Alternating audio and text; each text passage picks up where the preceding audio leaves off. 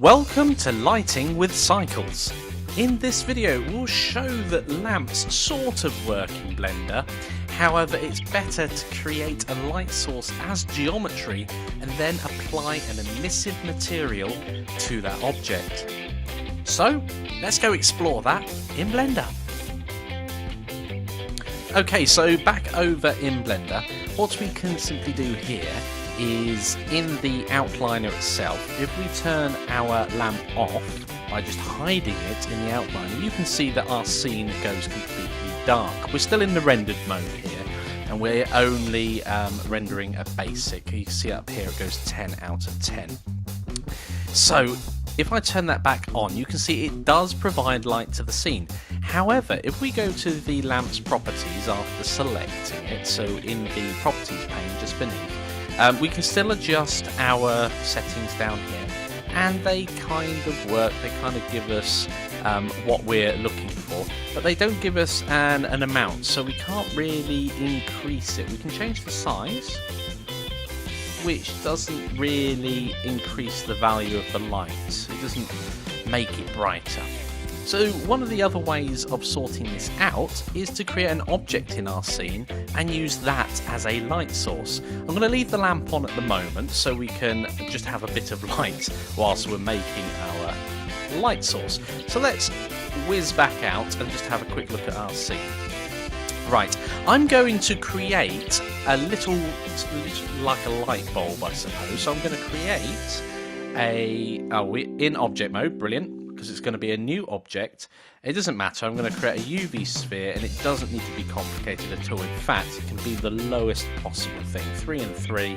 Size radius of 1, well, we can adjust that in a bit and see what its effect is. I'm just going to lift it away from our cone, just leave it straight above it, and I'm going to go over to the Materials tab and create a new material and call it Light. Once we've got the light material there, we need to change the surface here to an emissive or emission. Here we go, emission. So it's just about a third of the way down. Now once we click emission, it's going to emit this colour at this strength. So it's going to emit a white light at strength 1. So let's hop straight back on over into rendered mode. And we can see we've got our spotlight. So let's turn our lamp off and let's rename our sphere light source for the moment, and just turn off the lamp. So at the moment we've got, as we can see here, we've got I'm sticking in rendered mode and just moving around. We've got this kind of very dim light here.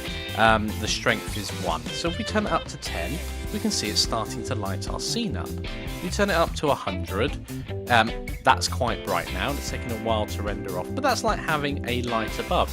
Now we can have a sphere there, we can have a plane, so you can have like a window basically emitting light into the scene. Now I'm going to try and move this light source in the Y direction in our scene. I'll just move it away so you can see it updates our scene accordingly, and we've got a harsh line there, so this is important. I quite like the lighting that's coming in there as a bit of ambient lighting. I might tone it down a bit once we've actually got the lamp, but again we're just going through the principles here, setting up our scene. In fact we could have 2 of those lights if we wanted to.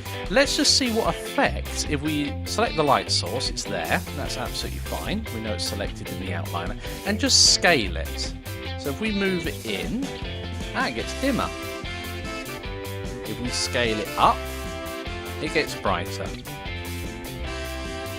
And it also changes the type of shadow that appears behind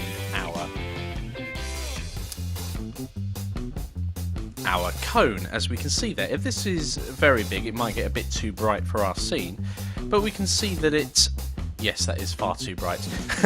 We can see that it's starting, the shadow behind is starting to be a bit more blurry.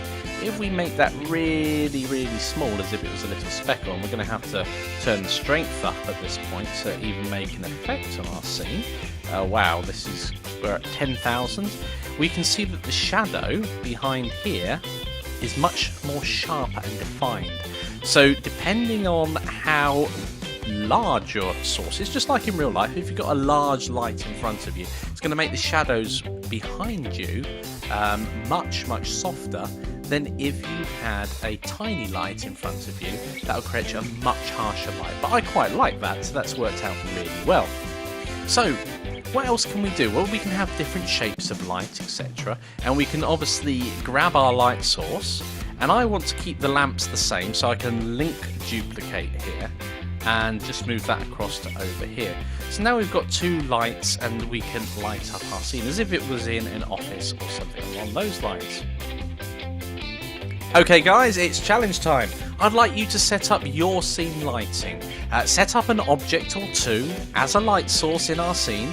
Now do remember, we can and are likely to change this lighting later on once the scene gets more and more developed. It's just almost a placeholder lighting at the moment, just so you can play with the lighting. Try different sizes, different shapes. You don't have to go for a sphere, you could go for a plane and have that plane emit light, and obviously as you rotate the plane itself, it's like having a window or a skylight depending on how you set it up. So pause the video now, give that a go. Okay guys, welcome back. Let's hop back on over into Blender and have some play about with our lighting.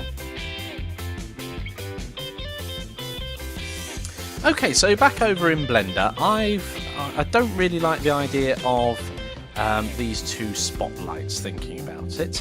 Well, not spotlights, but spotlights. I don't know how else to put that. These two just circles in the sky. So I'm just going to delete both of those from our scene, and it will go pitch black. But I'm not going to delete our lamp yet, because it can always be a subtle addition to our lighting. Right, so in object mode, I'm going to actually recenter the 3D cursor, and I am going to hold down the right keys so I can move about properly, and add a mesh that's going to be a plane. I actually quite fancy a window open, so let's just make that a little bit larger, move that up, move it back, and then I'm going to rotate it around its x-axis, so it's a bit like that. So you can imagine that would be a very large window, but you can imagine a window just there. We can always scale it in again depending on the effect it has on our model. So now we've got the plane selected, we just need to assign a material. Now because I've assigned a light material and I haven't exited my animated lamp blend at the moment, I still have the light material available. Now if I was to quit, that 0 would disappear.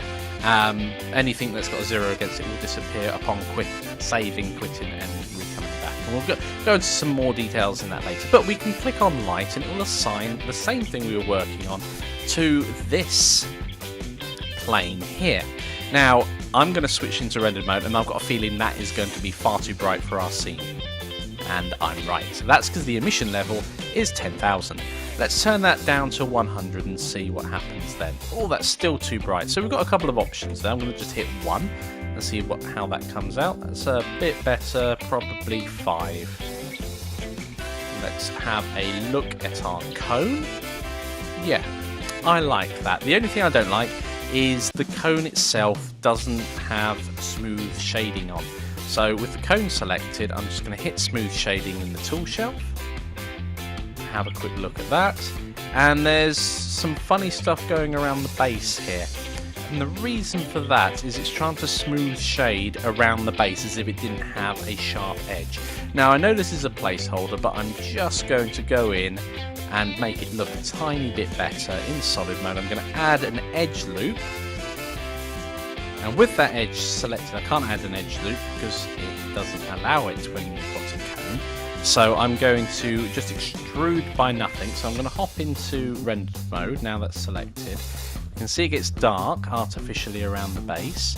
And if I hit extrude by nothing and hit enter, that should create a much better roundness around there, and it has done.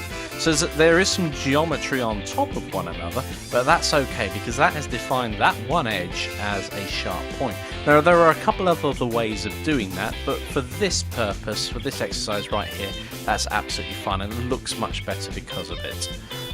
So I just need to turn off the other lamp, of course, that will re-render the scene, so we've only got the one light source going on. Excellent, let's just go to render and render our image and see how that comes out. It's lucky that the camera faces at x, y equals 0. And I'm still not happy with this sharp crease here. I've set it up so we've got a smooth curve going around there, and we've still got a crease here. So let's see if we can do something about that as well. So let's just go out of here. Oh, we need to go down here to 3D view again. Right, so let's skip over into solid. Make sure we're in object mode. I'm going to select our backdrop and make sure it is smooth shaded. I believe it is. Hop into render. We've still got that sharp edge there. So in this case, I'm going to bevel this edge here. So let's hop into edit mode. And this will just help smooth it out just a little bit more. I'm not going to add too much geometry into it. I think we've got doubles on top of one another here. Similar thing to the bottom around here what we did want, because I've managed to create this with doubles around it, we've actually got ourselves a hard line there, and that's why it's rendering like that. So in edit mode, I've selected the entire model. I'm just going to go remove doubles, and we've removed 2 vertices.